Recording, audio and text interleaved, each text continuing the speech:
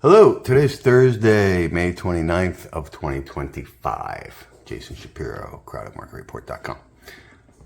So, I guess if you didn't check the market today and just looked at the close, you'd say, hey, pretty quiet day. You know, S&P's up, a little bit less than 20 points. Not a big deal. But of course, for those of us lunatics who sit here and watch this thing all day, it was pretty vegan. And, it kind of started with, the Nvidia thing where the earnings came out a little bit better than expected and the market was up on that. And then we had this thing last night where we found out news that there was a court that declared the Trump tariffs as illegal, which implied that the tariffs weren't going to happen. And the market ripped on that and was up most of the night. And I didn't really get it. What's bullish about that? First of all, you're talking about poking the bear. It's bad enough that people are getting in his face and calling it a taco market and all that. And we know that Donald Trump doesn't like to lose in courts and all that. So you're poking the bear. It's just going to be a matter of time before he comes out and starts tweeting crazy stuff again about this. And this whole thing, to me, it just creates more uncertainty. And it's never really been about, to me, the tariff thing. It's about the uncertainty of the tariff things. Uncertainty is what makes the markets volatile, right? And this just increases the uncertainty. So I don't know that was so bullish. Not to mention the fact that now it's going to go to the Supreme Court. Increases uncertainty. They're going to have other ways of doing this. Even if they found that they couldn't do it under the way they did it, they'll find other statutes that they can do it under, and that's going to go back and forth. That just increases the uncertainty. How does this affect the budget thing? Now, we don't know. That still hasn't been voted on, finalized yet. And of course, how is this going to look to the people that we're supposed to be negotiating these trade deals with? It all creates uncertainty, which is not good over time. So the markets, I think, figured that out, starting, sort of in the middle of the night, and started to come down. At one point, we're pretty damn weak, and then came back a little bit. Didn't close down. People are like, is this a news failure if it closes down? First of all, it didn't close down. And second of all, I don't know that news was necessarily bullish, so I don't really consider that a news failure. Also, we had some other news come out, economic news, which was actually pretty weak overall. It was pretty stagflationary type of news. So I didn't see today's news flow as necessarily bullish.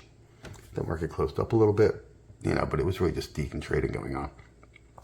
And the first place that sort of sniffed this out was the dollar, which was once again down quite a bit today. It was up on that news about the stuff. This is the yen.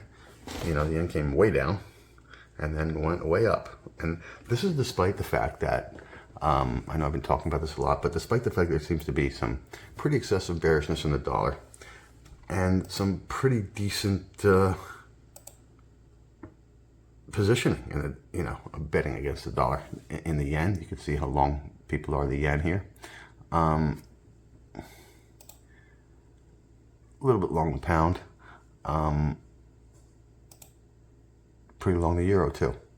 And despite this, a lot of bearishness and a lot of positioning, the dollar still refuses to go down. And I think that's important. You talk about news failure. The news being people are way bearish and way short dollar, yet it doesn't go down. That to me continues to be the news failure. So there was that today. And bonds, were of course down at first as they were buying the stocks, and then rallied pretty hard, not only as they sold stocks, but as the economic news came out weaker, bonds rallied and didn't really give it up. They stayed up all day. And bonds, of course, have been a hated asset too, and we see the positioning across the bond complex. In particular, the short end. I mean, these are 2 years. You see how short everyone is at 2 years. You see how short everyone is the 5 years, right? And they're short the 10 years too. So hard for bonds to go down. during that. And in particular, when you get news like this today on the economic front, then pretty easy for them to go up, given all that. And that's what went on today. And you saw it in gold as well today, right? Which, as risk was going on, something risk off like gold was coming off, but it was rebounding very early. This one smelled it out right along with the dollar as well. And as the dollar started to go down, gold started to go up. And again, we see no excessive longs in gold here. The chart looks pretty darn good to me. I don't see any reason to be short gold one way or the other. I still like long stocks. I still think that's a bull market.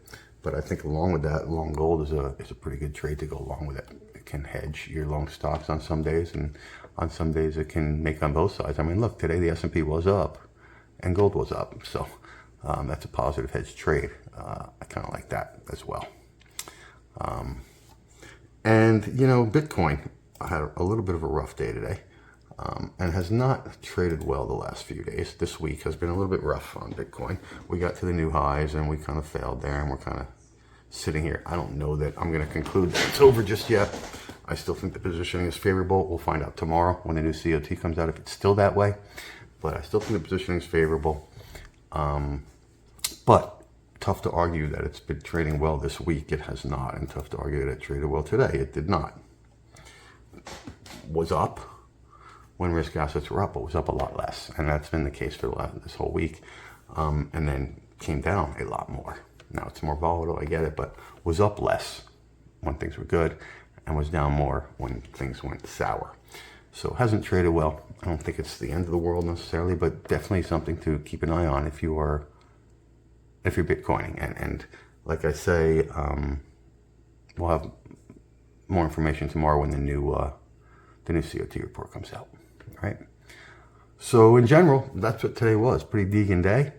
Although, again, if you didn't pay attention and you just looked at the close, it was a pretty quiet day. So pick your poison, right? If you're a day trader, certainly today offered a lot of opportunity because there was quite a bit of volatility. Some decent two-way stuff. This was like a little panic. We saw a lot of volume here. Nice bounce. This was a little panic. We saw a lot of volume here. Nice bounce. And then kind of nothing. But I think a decent day for day trading, although I don't do it. And other than that, you know, tomorrow COT report, we will find out some more information, and we will have our call, you know, on the close tomorrow to discuss that. I look forward to that, and we will talk then. Okay. Hope everyone's doing okay, and we'll talk tomorrow. Hi, I just wanted to say, if you like these daily videos, we do them 4 days a week, Monday through Thursday, for people, and it costs, you know, $10 a month. And I try to include a lot of other lessons as I go through, as you see in the daily videos as well. For that $10 a month, you also get our COT charts on equity indices and crypto. So if you think that's worth it, you know, give it a shot. All right. And we hope to see you there. Thanks.